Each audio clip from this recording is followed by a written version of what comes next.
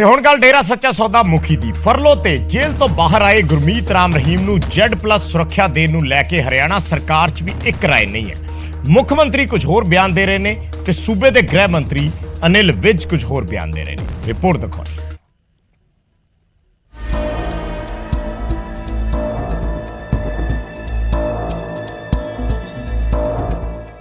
ਗੁਰਮੀਤ ਰਾਮ ਰਹੀਮ ਨੂੰ ਮਿਲੀ ਫਰਲੋ ਦਾ ਕਿਸ ਪਾਰਟੀ ਨੂੰ ਫਾਇਦਾ ਹੋਇਆ ਜਾਂ ਨੁਕਸਾਨ, ਇਹ ਤਾਂ 10 ਮਾਰਚ ਨੂੰ ਪੰਜਾਬ ਵਿਧਾਨ ਸਭਾ ਚੋਣਾਂ ਦੇ ਨਤੀਜਿਆਂ ਦੇ ਦਿਨ ਪਤਾ ਲੱਗੇਗਾ।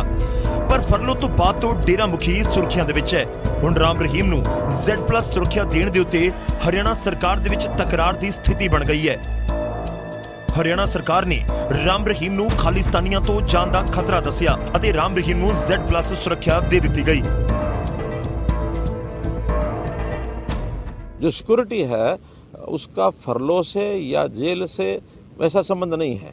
व्यक्ति को कितना यानी उसकी सिक्योरिटी थ्रेट है उसके हिसाब से उसको सिक्योरिटी दी जाती है। कैदी कैद के अंदर रहे या फरलो पर बाहर आए उसकी सुरक्षा करना भी सरकार का दायित्व है। कैदी को एक कैद हो गई है, उसको उसकी दोष की सज़ा मिल गई है कि वो कन्फाइंड रहेगा, जेल के अंदर रहेगा। जेल के अंदर रहेगा तो वहाँ की सिक्योरिटी अलग टाइप की है। लेकिन फरलो का जिसको अधिकार है उसने अपने उस अधिकार के पूर्वक फरलो प्राप्त की है तो जेल से जब बाहर आता है और जब तक उसको सिक्योरिटी थ्रेट है तब तक सिक्योरिटी देना हमारा काम है। कोई उन्होंने डिमांड की ऐसा नहीं है, वो हमने चूँकि बाहर आया और हमारे पास ऐसे इनपुट्स हैं कि इनकी सुरक्षा की ज़रूरत आज भी उतनी है जितनी ये जेल में गए थे उससे पहले थी।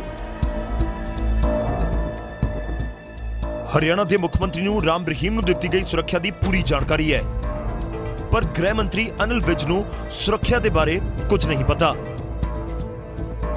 चाहे उनको Z+ सिक्योरिटी जो है वो देने की हरियाणा सरकार, मेरी जानकारी में तो नहीं है, ना मेरे पास कोई ऐसी फाइल आई है, ना मैंने सुना ऐसा कुछ।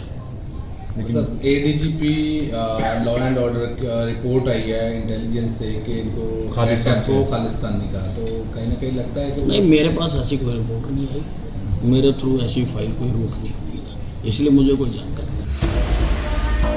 खैर किसी ਨੂੰ ਵੀ Z+ ਕੈਟਾਗਰੀ ਦੀ ਸੁਰੱਖਿਆ ਦੇਣਾ ਕੇਂਦਰ ਦਾ ਵਿਸ਼ਾ ਹੈ, ਪਰ ਇਸ ਮਾਮਲੇ 'ਚ ਹਰਿਆਣਾ ਸਰਕਾਰ ਦੇ ਵਿੱਚ ਤਕਰਾਰ ਦੀ ਸਥਿਤੀ ਕਿਉਂ ਹੈ, ਇਹ ਗੱਲ ਸਮਝ ਤੋਂ ਪਰੇ ਹੈ। ਤੁਹਾਨੂੰ ਦੱਸ ਦਈਏ ਕਿ ਰਾਮ ਰਹੀਮ ਫਿਲਹਾਲ ਫਰਲੋ ਤੇ ਬਾਹਰ ਚੱਲ ਰਿਹਾ ਹੈ।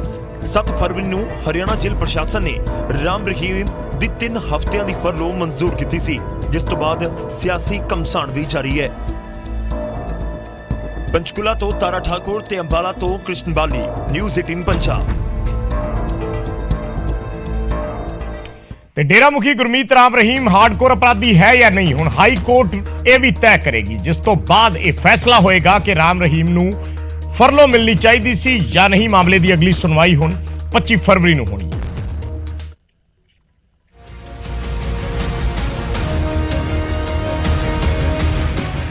ਰਾਮ ਰਹੀਮ ਦੀ ਫਰਲੋ ਤੇ ਹਾਈ ਕੋਰਟ ਨੇ ਹਰਿਆਣਾ ਸਰਕਾਰ ਨੂੰ ਨੋਟਿਸ ਦੇ ਕੇ ਜਵਾਬ ਮੰਗਿਆ ਸੀ। ਪੁੱਛਿਆ ਸੀ ਕਿ ਕਿਸ ਆਧਾਰ ਤੇ ਰਾਮ ਰਹੀਮ ਨੂੰ ਫਰਲੋ ਦਿੱਤੀ ਗਈ ਹੈ, ਜਿਸ ਤੇ ਹਰਿਆਣਾ ਸਰਕਾਰ ਨੇ ਜਵਾਬ ਵਿੱਚ ਕਿਹਾ ਕਿ ਗੁਰਮੀਤ ਰਾਮ ਰਹੀਮ ਸਿੱਧੇ ਤੌਰ ਤੇ ਕਤਲ ਦੇ ਮਾਮਲੇ 'ਚ ਸ਼ਾਮਿਲ ਨਹੀਂ ਹੈ, ਇਸ ਲਈ ਉਹ ਹਾਰਡਕੋਰ ਕ੍ਰਿਮੀਨਲ ਦੀ ਕੈਟਾਗਰੀ ਵਿੱਚ ਨਹੀਂ ਆਉਂਦਾ। ਸਰਕਾਰ ਦੇ ਜਵਾਬ ਤੇ ਹਾਈ ਕੋਰਟ ਨੇ ਕਿਹਾ ਕਿ ਸਰਕਾਰ ਅਜਿਹੀ ਕੋਈ ਜਜਮੈਂਟ ਪੇਸ਼ ਕਰਨ ਜਿਸ ਦੇ ਨਾਲ ਇਹ ਸਾਬਤ ਹੋ ਸਕੇ ਕਿ ਰਾਮ ਰਹੀਮ ਨੂੰ ਹਾਰਡਕੋਰ ਕ੍ਰਿਮੀਨਲ ਨਹੀਂ ਮੰਨਿਆ ਜਾ ਸਕਦਾ।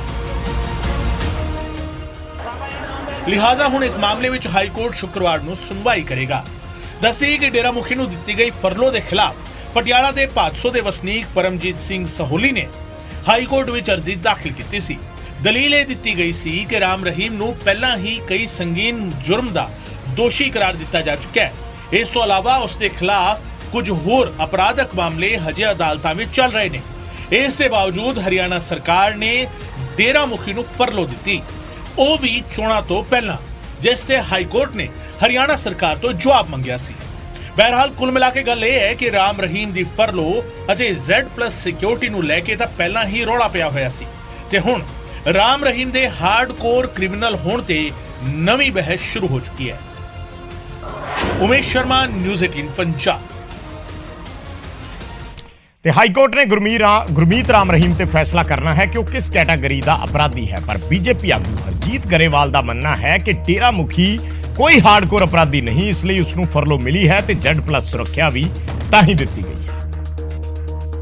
Z+ ਤਾਂ ਕੋਈ ਵੀ ਜਿਹਨੂੰ ਥ੍ਰੈਟ ਪਰਸੈਪਸ਼ਨ ਹੁੰਦਾ ਵਿਅਕਤੀ ਨੂੰ ਉਸ ਨੂੰ ਦਿੱਤੀ ਜਾਂਦੀ ਆ, ਉਸੇ ਲੈਵਲ ਦੀ ਸਿਕਿਉਰਿਟੀ ਦਿੱਤੀ ਜਾਂਦੀ ਹੈ ਦੇਖ ਕੇ। ਤੇ ਕਿਸੇ ਨੂੰ ਇਹ ਥੋੜਾ ਕਿ ਆਤੰਕਵਾਦੀਆਂ ਦੇ ਮਾਰਨ ਲਈ ਛੱਡ ਦਿੱਤਾ ਜਾਂਦਾ ਤੇ ਖਾਲਿਸਤਾਨੀਆਂ ਦੇ ਮਾਰਨ ਲਈ। ਉਹਨਾਂ ਨੂੰ ਖਤਰਾ ਹੈਗਾ, ਥ੍ਰੈਟ ਪਰਸੈਪਸ਼ਨ ਹੈ, ਇਸ ਵਜ੍ਹਾ ਕਰਕੇ ਮਿਲੀ ਹੈ। ਮੇਰਾ ਖਿਆਲ ਇਹ 'ਤੇ ਕਿੰਤੂ ਪਰੰਤੂ ਕਰਨਾ ਠੀਕ ਨਹੀਂ ਹੈ। ਤੇ ਉਧਰ ਗੁਰਮੀਤ ਰਾਮ ਰਹੀਮ ਨੂੰ ਮਿਲੀ ਫਰਲੋ ਤੇ ਉਸ ਤੋਂ ਬਾਅਦ ਮਿਲੀ ਸੁਰੱਖਿਆ ਤੇ ਐਸਜੀਪੀਸੀ ਨੇ ਵੀ ਸਵਾਲ ਚੱਕੇ ਨੇ। ਆਪ ਜੁਰਮੀ ਹੋਵੇ, ਜੁਰਮੀ ਕਹਿਣ ਦਾ ਭਾਵ ਜਿਹਨੂੰ ਕੋਰਟ ਨੇ ਗਿਲਟੀ ਹੋਲਡ ਕੀਤਾ, ਗਿਲਟੀ ਹੋਲਡ ਨਹੀਂ ਕੀਤਾ, ਸਜ਼ਾ ਵੀ ਦੇ ਦਿੱਤੀ ਔਰ ਸਜ਼ਾ ਵੀ ਘਿਨਾਉਣਿਆਂ ਜੁਰਮਾਂ ਦੇ ਵਿੱਚ ਦਿੱਤੀ।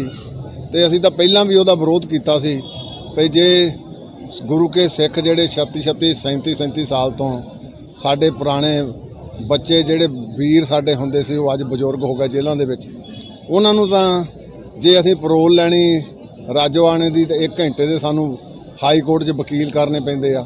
ਉਹ ਵੀ ਪਰੋਲ ਨਹੀਂ ਦਿੱਤੀ ਗਈ, ਉਹ ਕੇਵਲ ਤਾਂ ਕੇਵਲ 1 ਘੰਟੇ ਦੀ ਛੁੱਟੀ ਦਿੱਤੀ ਗਈ। ਪੁਲਿਸ ਵਿਦ ਸਿਕਿਉਰਿਟੀ ਉਹ ਆਏ ਤੇ ਇਹਨਾਂ ਨੂੰ 3 ਸਾਲਾਂ ਦੇ ਬਾਅਦ ਹੀ ਆਪਾਂ ਅੱਜ ਪਰੋਲ ਤੇ ਰਿਹਾ ਕਰ ਰਹੇ ਹਾਂ।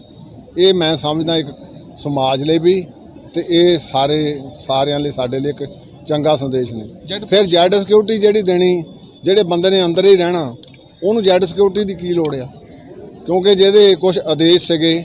ਸੋ ਮੈਨੂੰ ਲੱਗਦਾ ਇਹਦੇ ਪਿੱਛੇ ਵੀ ਕੋਈ ਹੋਰ ਉਹਨਾਂ ਦੇ ਸਰਕਾਰ ਇਹ ਦੱਸ ਸਕਦੀ ਕੀ ਇਹਦਾ ਕਾਰਨ ਹੈ।